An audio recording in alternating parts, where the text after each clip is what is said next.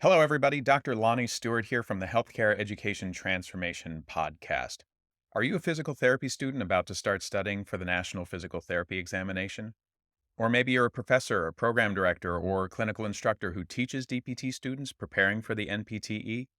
Either way, we would recommend checking out our sponsor, NPTE Final Frontier, and the community they've built around preparing for and succeeding on the NPTE.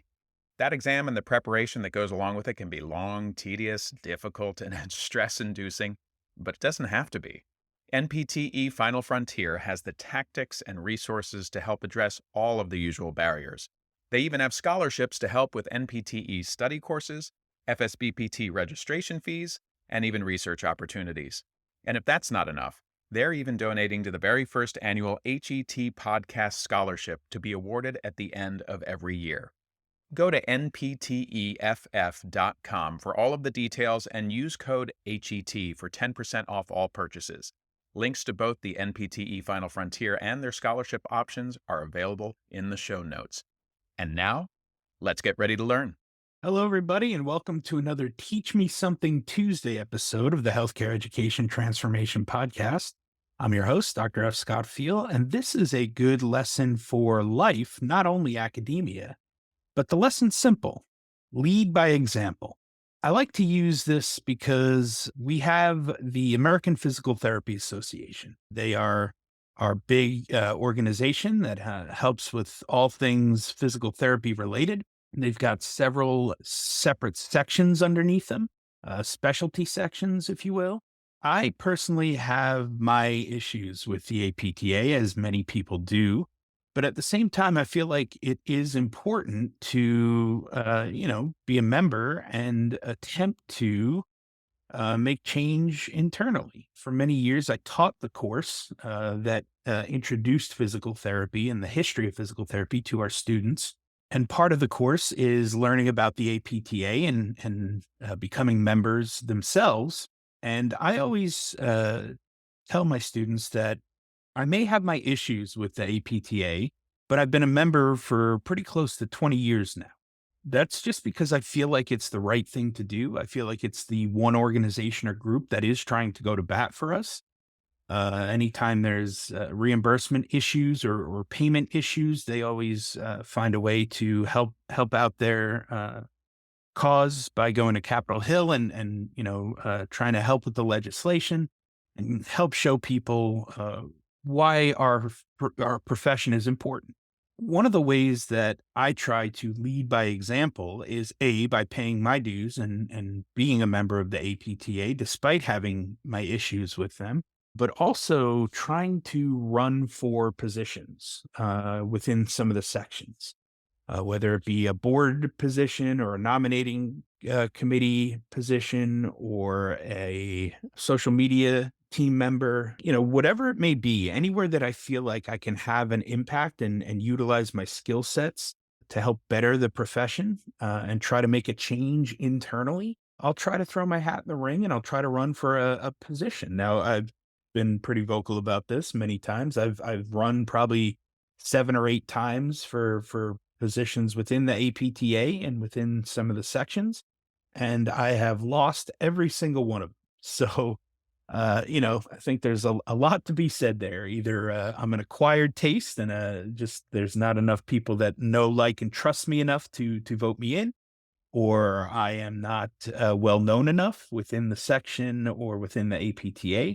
I'm not sure. I don't know what the answer is, but I keep trying. Right? If I'm gonna moan and groan and complain about things, I feel like I still have to try to make it better and make an impact and make the changes I want to see. And the only way that I feel like I can really do that is internally through doing good work. So at this point, I hold one position within the APTA under the private practice section. I am on the education committee for the private practice section. And I do that because I feel like it's worth it to volunteer my time to a section that is trying to make real lasting change and works at a slightly faster pace than the larger organization of the APTA. I do things that might push me out of my comfort zone a little bit. I have definitely not been the go up to Capitol Hill and shake hands and kiss babies kind of guy. But when it came to legislative day here in Texas, which only happens every 2 years, I usually just leave it up to some of the larger names in our state that are trying to fight the good fight when it comes to advocacy. But when I was asked to give a speech to kind of help, rile the team up and get them excited to go and talk to our legislators, I felt like I couldn't turn it down. I felt like I had to lead by example. And even though it was a little bit out of my comfort zone, it was a little bit last minute. I put together a speech. I went up there and then I went and I talked to some of the legislators, which is not really my forte or something I do normally, but again, in trying to lead by example and show our students and the next generation and other physical therapists and healthcare clinicians out there, if you want to see change, if you want to actually try to do something that's going to make an everlasting change, you may have to put yourself out there a little and get out of your comfort zone a little bit. But the big thing for me again was just, showing my students and other physical therapists in the area that I don't just talk the talk, but I walk the walk, right? If I'm gonna demand change and want to see change for the better, then I've got to do my part and I've got to lead by example. And so, doing these things and accepting these talks and these opportunities to run for positions, that's kind of the way that I go about trying to lead by example. So I hope this has inspired you a little bit to kind of get out of your comfort zone and maybe do something that you wouldn't normally do, and just show your students that, hey, I like to fancy myself a leader. This is how I do it, right? And show them not only by telling them what you do and how you do, but by showing them, right? By leading by example. And like I said, that's just a good tip or trick or pointer for life in general. The hope is that by showing your friends and family and colleagues and children that hey, this is me, this is what I do, this is what I care about, what's important to me. I'm going to work really hard at it. The hope is that that'll kind of catch on and show other people that they can do it too. They can step up and do things that may be out of their comfort zone or maybe a little bit difficult or challenging for them, but that's what leaders do. They step up, they give it a try, and they show other people how they can do it as well. Hope that was helpful, and we will see you on the next one. Hello, everybody. Dr. F. Scott Feil here, and we don't do this nearly enough. I wanted to thank you as an audience for being here, for listening to the shows. Without you guys, we wouldn't have anybody to geek out with over education and learning and teaching and educating. So thank you for being here, for being, faithful listeners over the years. Also, if possible, we'd love to ask a favor.